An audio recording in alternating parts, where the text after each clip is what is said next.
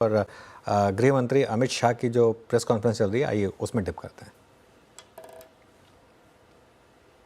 नीतियों की गति और नीतियों को क्रियान्वयन करने की सटीकता, ये तीनों 10 साल तक बरकरार रखकर 11वें साल में प्रवेश करना मैं मानता हूं बहुत कठिन है।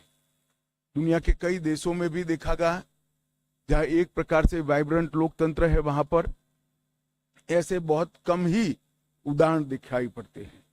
और इसका कारण है कि इस 10 साल में देश की बाहरी सुरक्षा, देश की आंतरिक सुरक्षा और देश की रक्षा प्रणाली, इसको मजबूत कर एक सुरक्षित भारत बनाने में नरेंद्र मोदी सरकार ने बहुत बड़ी सफलता मोदी जी के नेतृत्व में प्राप्त की है।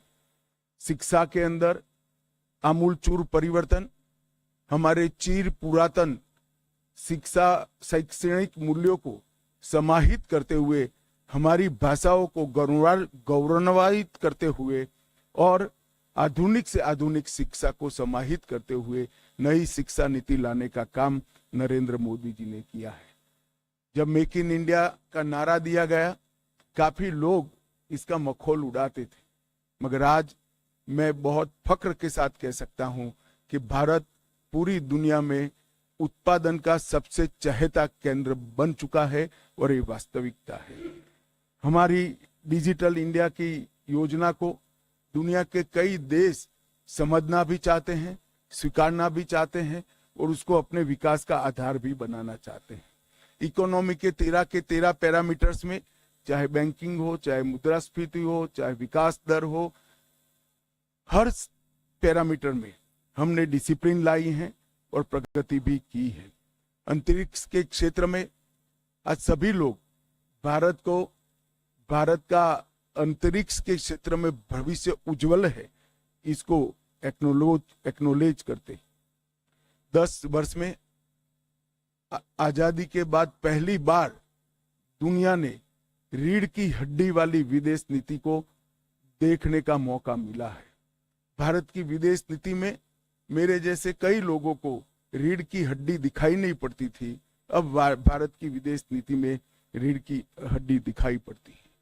10 साल में देश के 60 करोड़ गरीबों को एक ही 10 साल में घर, शौचालय, गैस, पीने का पानी, बिजली, 5 किलो मुफ्त अनाज और 5 लाख तक की स्वास्थ्य की सुविधाएं देने का काम नरेंद्र मोदी जी ने किया है।